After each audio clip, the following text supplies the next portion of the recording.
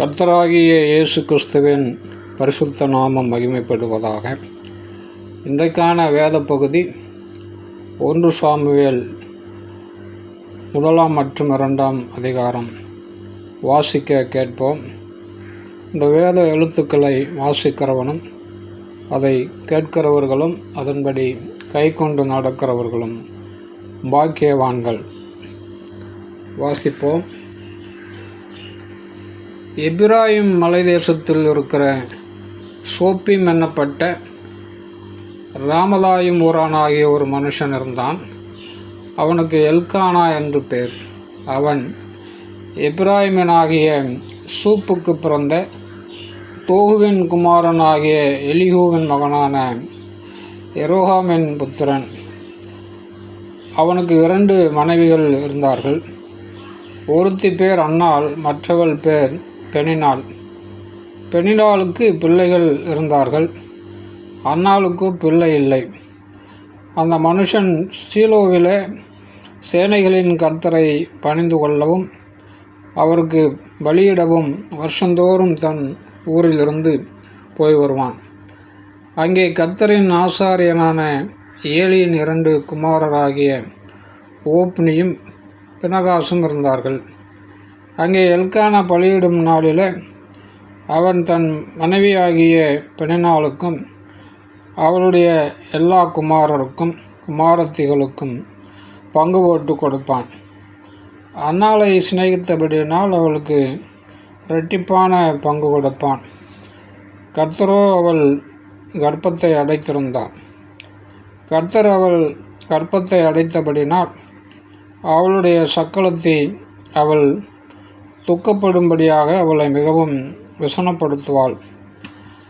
அவள் கர்த்தருடைய ஆலயத்திற்கு போகும் சமயத்தில் அவன் வருஷந்தோறும் அந்த பிரகாரமாய் செய்வான். இவள் அவளை மனமடிவாக்குவாள். அப்பொழுது அவள் சாப்பிடாமல் அழுது கொண்டிருப்பாள். அவள் புருஷனாகிய எல்கானா அவளை பார்த்து, அன்னாளே, ஏன் அழுகிறாய்? ஏன் சாப்பிடாதிருக்கிறாய்? ஏன் சஞ்சலப்படுகிறாய்? 10 குமாரரை பார்க்கலும் நான் உனக்கு அதிகமல்லவா என்றான். சீலோவில் அவர்கள் புசித்து குடித்த பின்பு அன்னாள் எழுந்திருந்தாள். ஆசாரியனாகிய ஏலி கர்த்தருடைய ஆலயத்தின் வாசல் நிலையண்டையில் ஒரு ஆசனத்தின் மேல் உட்கார்ந்திருந்தான். அவள் போய் மனங்கசந்து மிகவும் அழுது கர்த்தரை நோக்கி விண்ணப்பம் பண்ணி, சேனைகளின் கர்த்தாவே, தேவரீர் உம்முடைய அடியாளின் சிறுமையை கண்ணோக்கி பார்த்து உம்முடைய அடியாளை மறவாமல் நினைத்தருளி உமது அடியாளுக்கு ஒரு ஆண் பிள்ளையை கொடுத்தால் அவன் உயிரோடு இருக்கும் சகல நாளும் நான் அவனை கர்த்தருக்கு ஒப்பு கொடுப்பேன். அவன் தலையின் மேல் சவரகன் கத்தி படுவதில்லை என்று ஒரு பொருத்தனை பண்ணினாள். அவள் கர்த்தருடைய சந்நிதியில் வெகு நேரம் விண்ணப்பம் பண்ணுகிற போது ஏலி அவள் வாயை கவனித்து கொண்டிருந்தான். அன்னாள் தன் இருதயத்திலே பேசினாள். அவளுடைய உதடுகள் மாத்திரம் அசைந்தது, அவள் சத்தமோ கேட்கப்படவில்லை. ஆகையால் அவள் வெறித்திருக்கிறாள் என்று ஏலி நினைத்து அவளை நோக்கி, நீ எதுவரைக்கும் வெறித்திருப்பாய்? உன் குடியை உன்னை விட்டு விலக்கு என்றான். அதற்கு அன்னாள் பிரதியுத்தரமாக, அப்படி அல்ல என் ஆண்டவனே, நான் மனக்லேசமுள்ள ஸ்திரீ. நான் திராட்சரசமாகலும் மதுவாகலும் குடிக்கவில்லை. நான் கர்த்தருடைய சந்நிதியில் என் இருதயத்தை ஊற்றிவிட்டேன். உம்முடைய அடியாளை பேலியாளின் மகளாக எண்ணாதேயும். மிகுதியான விசாரத்தினாலும் கிளேசத்தினாலும் இந்நேரம் மட்டும் விண்ணப்பம் பண்ணினேன் என்றாள். அதற்கு ஏலி, சமாதானத்துடனே போ. நீ இஸ்ரவேலின் தேவனிடத்தில் கேட்ட உன் விண்ணப்பத்தின்படி அவர் உனக்கு கட்டளையிடுவாராக என்றான். அப்பொழுது அவள், உம்முடைய அடியாளுக்கு உம்முடைய கண்களிலே தயை கிடைக்க கடவது என்றாள். பின்பு அந்த ஸ்திரீ புறப்பட்டு போய் போஜனம் செய்தாள். அப்புறம் அவள் துக்கமுகமாய் இருக்கவில்லை. அவர்கள் அதிகாலையில் எழுந்து கர்த்தரை பணிந்து கொண்டு ராமாவில் இருக்கிற தங்கள் வீட்டுக்கு திரும்பி போனார்கள். எல்கானா தன் மனைவியாகிய அன்னாளை அறிந்தான். கர்த்தர் அவளை நினைத்தருளினார். சில நாள் சென்ற பின்பு அன்னாள் கர்ப்பவதியாகி ஒரு குமாரனை பெற்று கர்த்தரிடத்தில் அவனை கேட்டேன் என்று சொல்லி அவனுக்கு சாமுவேல் என்று பெயரிட்டாள். எல்கானா என்பவன் கர்த்தருக்கு வருஷாந்தரம் செலுத்தும் பலியையும் தன் பொருத்தனையும் செலுத்தும்படியாக தன் வீட்டார் அனைவரோடும் கூட போனான். அன்னாள் கூட போகவில்லை. அவள் பிள்ளை பால் மறந்த பின்பு அவன் கர்த்தரின் சந்நிதியில் காணப்படவும் அங்கே எப்பொழுதும் இருக்கவும் நான் அவனை கொண்டு போய் விடுவேன் என்று தன் புருஷனிடத்தில் சொன்னாள். அப்பொழுது அவள் புருஷனாகிய எல்கானா அவளை நோக்கி, நீ உன் இஷ்டப்படி செய்து அவனை பால் மறக்க பண்ண மட்டும் இரு. கர்த்தர் தம்முடைய வார்த்தையை மாத்திரம் நிறைவேற்றுவாராக என்றான். அப்படியே அந்த ஸ்திரீ தன் பிள்ளையை பால் மறக்க பண்ண மட்டும் அதற்கு முளை கொடுத்தாள். அவள் அவனை பால் மறக்க பண்ணின பின்பு 3 காளைகளையும் 1 மரக்கால் மாவையும் 1 துருத்தி திராட்சை ரசத்தையும் எடுத்துக்கொண்டு அவனையும் கூட்டிக் கொண்டு சீலோவில் இருக்கிற கர்த்தருடைய ஆலயத்துக்கு போனாள். பிள்ளை இன்னும் குழந்தையாக இருந்தது. அவர்கள் ஒரு காளையை பலியிட்டு பிள்ளையை ஏலியின் இடத்தில் கொண்டு வந்து விட்டார்கள். அப்பொழுது அவள், என் ஆண்டவனே, இங்கே உம் மண்டையில் நின்று கர்த்தரை நோக்கி விண்ணப்பம் பண்ணின ஸ்திரீ நான் தான் என்று என் ஆண்டவனாகிய உம்முடைய ஜீவனை கொண்டு சொல்லுகிறேன். இந்த பிள்ளைக்காக விண்ணப்பம் பண்ணினேன். நான் கர்த்தரிடத்தில் கேட்ட என் விண்ணப்பத்தின்படி எனக்கு கட்டளையிட்டார். ஆகையால் அவன் கர்த்தருக்கென்று கேட்கப்பட்டபடினால் அவன் உயிரோடு இருக்கும் சகல நாளும் அவனை கர்த்தருக்கே ஒப்பு கொடுக்கிறேன் என்றால் அவன் அங்கே கர்த்தரை பணிந்து கொண்டான். ஆமென். 2ஆம் அதிகாரம். அப்பொழுது அன்னாள் ஜெபம் பண்ணி, என் இருதயம் கர்த்தருக்குள் களிகூறுகிறது, என் கொம்பு கர்த்தருக்குள் உயர்ந்திருக்கிறது, என் பகைஞரின் மேல் என் வாய் திறந்திருக்கிறது, உம்முடைய இரட்சிப்பினாலே சந்தோஷப்படுகிறேன். கர்த்தரை போல பரிசுத்தம் உள்ளவர் இல்லை, உம்மை அல்லாமல் வேறொருவரும் இல்லை, எங்கள் தேவனைப் போல ஒரு கன்மலையும் இல்லை. இனி மேட்டுமையான பேச்சை பேசாதிருங்கள், அகந்தையான பேச்சு உங்கள் வாயிலிருந்து புறப்பட வேண்டாம். கர்த்தர் ஞானமுள்ள தேவன், அவர் செய்கைகள் யதார்த்தமல்லவோ. பலவான்களின் வில் முறிந்தது, தள்ளாடினவர்களோ பலத்தினால் இடைகட்டப்பட்டார்கள். திருப்தியாக இருந்தவர்கள் அப்பத்துக்காக கூலி வேலை செய்கிறார்கள், பசியாக இருந்தவர்களோ இனி பசியாகிறார்கள். மலடியாயிருந்தவள் 7 பெற்றாள், அநேகம் பிள்ளைகளை பெற்றவளோ பலட்சியப்பட்டாள்.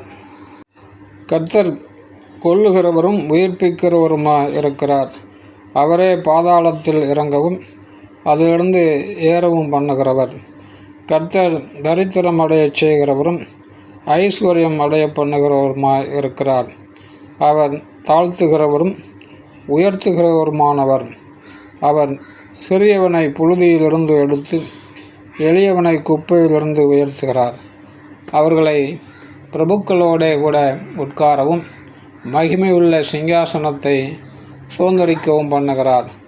பூமியின் அஸ்திபாரங்கள் கர்த்தருடையவைகள், அவரே அவைகளின் மேல் பூச்சக்கரத்தை வைத்தார். அவர் தமது பரிசுத்தவான்களின் பாதங்களை காப்பார். துன்மார்க்கர் இருளிலே மௌனமாவார்கள், பலத்தினால் ஒருவனும் மேற்கொள்வதில்லை. கர்த்தரோடே வழக்காடுகிறவர்கள் நொறுக்கப்படுவார்கள், வானத்திலிருந்து அவர்கள் மேல் முழங்குவார். கர்த்தர் பூமியின் கடையாந்தரங்களை நியாயந்தீர்த்து தாம் ஏற்படுத்தின ராஜாவுக்கு பலனளித்து தாம் அபிஷேகம் பண்ணினவரின் கொம்பை உயர பண்ணுவார் என்று துதித்தாள். பின்பு எல்கானா ராமாவில் இருக்கிற தன் வீட்டுக்கு போனான். அந்த பிள்ளையோ ஆசாரியனாகிய ஏலிக்கு முன்பாக கர்த்தருக்கு பணிவிடை செய்து கொண்டிருந்தான். ஏலியின் குமாரர் பேலியாளின் மக்களாயிருந்தார்கள். அவர்கள் கர்த்தரை அறியவில்லை. அந்த ஆசாரியர்கள் ஜனங்களை நடப்பித்த விதம் என்னவென்றால், எவனாயிலும் ஒரு பலியை செலுத்தும் காலத்தில் இறைச்சி வேகும்போது ஆசாரியனுடைய வேலைக்காரன் 3 கூருள்ள ஒரு ஆயுதத்தை தன் கையிலே பிடித்து வந்து அதனாலே கொப்பரையிலாவது பானையிலாவது சர்வத்திலாவது சட்டியிலாவது குத்துவான். அந்த ஆயுதத்தில் வருகிறதையெல்லாம் ஆசாரியன் எடுத்துக்கொள்ளுவான். அப்படி அங்கே சீலோவில் வருகிற இஸ்ரவேலருக்கெல்லாம் செய்தார்கள். கொழுப்பை தகனிக்கிறதற்கு முன்னும் ஆசாரியனுடைய வேலைக்காரன் வந்து பலியிடுகிற மனுஷனை நோக்கி, ஆசாரியனுக்கு பொரிக்கும்படி இறைச்சி கொடு, பச்சை இறைச்சியே அல்லாமல் அவித்ததை உன் கையிலே வாங்குவதில்லை என்பான். அதற்கு அந்த மனுஷன், இன்று செய்ய வேண்டியபடி முதலாவது கொழுப்பை தகனித்து விடட்டும், பிற்பாடு உன் மன விருப்பத்தின்படி எடுத்துக்கொள் என்று சொன்னாலும் அவன், அப்படி அல்ல, இப்பொழுதே கொடு, இல்லாவிட்டால் பலவந்தமாய் எடுத்துக்கொள்ளுவேன் என்பான். ஆதலால் அந்த வாலிபரின் பாவம் கர்த்தருடைய சந்நிதியில் மிகவும் பெரிதாயிருந்தது. மனுஷர் கர்த்தரின் காணிக்கையை வெறுப்பாய் எண்ணினார்கள். சாமுவேல் என்னும் பிள்ளையாண்டான் சணநூல் ஏபோத்தை தரித்தவனாய் கர்த்தருக்கு முன்பாக பணிவிடை செய்தான். அவனுடைய தாய் வருஷந்தோறும் செலுத்தும் பலியை செலுத்துகிறதற்காக தன் புருஷனோடு கூட வருகிற போதெல்லாம் அவனுக்கு ஒரு சின்ன சட்டையை தைத்து கொண்டு வருவாள்.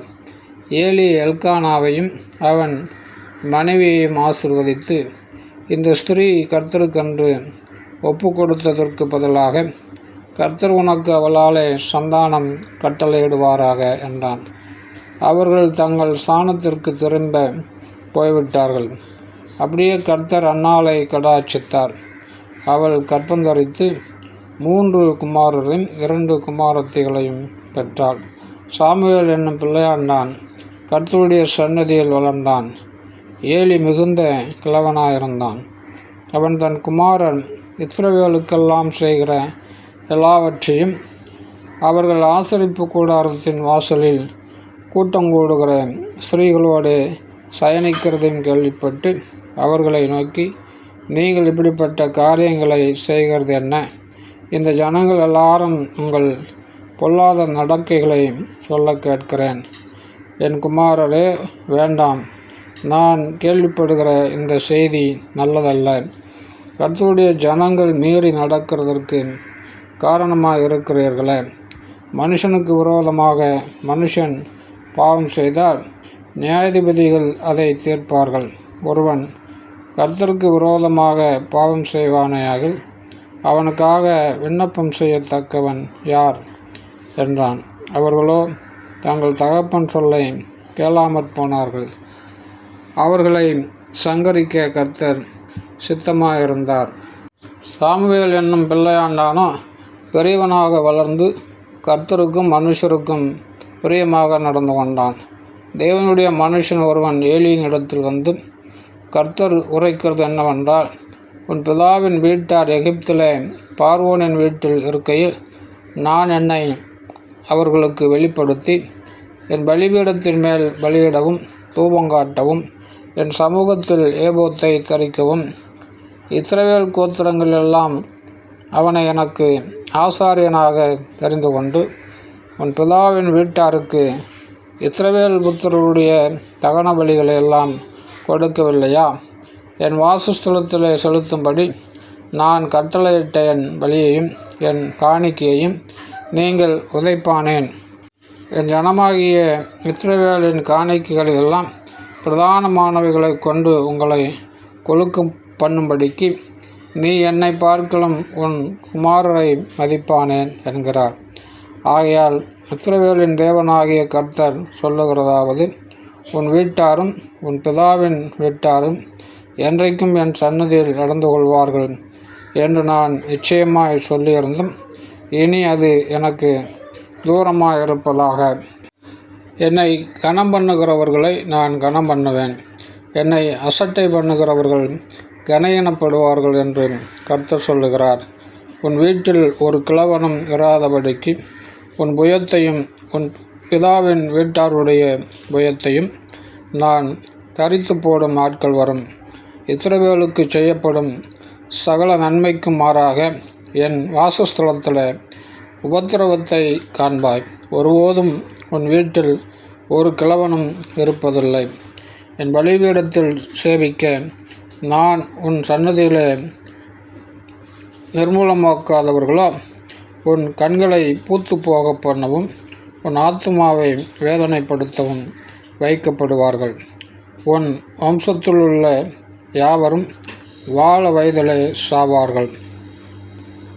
ஓப்னி பினகாஸ் என்னும் உன் 2 குமாரரின் மேல் வருவதே உனக்கு அடையாளமாக இருக்கும். அவர்கள் இருவரும் ஒரே நாளில் சாவார்கள். நான் என் உள்ளத்துக்கும் என் சித்தத்துக்கும் ஏற்றபடி செய்யத்தக்க உண்மையான ஒரு ஆசாரியனை எழும்ப பண்ணி அவனுக்கு நிலையான வீட்டை கட்டுவேன். அவன் என்னால் அபிஷேகம் பண்ணப்பட்டவனுக்கு முன்பாக சகல நாளும் நடந்து கொள்ளுவான். அப்பொழுது உன் வீட்டாரில் மீதியாய் இருப்பவன் எவனும் ஒரு வெள்ளி பணத்துக்காகவும் ஒரு அப்பத்துணிக்கைக்காகவும் அவனிடத்தில் வந்து பணிந்து, நான் கொஞ்சம் அப்பம் சாப்பிட யாதொரு ஆசாரிய ஊழியத்தில் என்னை சேர்த்து கொள்ளும் என்று கெஞ்சுவான் என்று சொல்லுகிறார் என்றான். ஆமென்.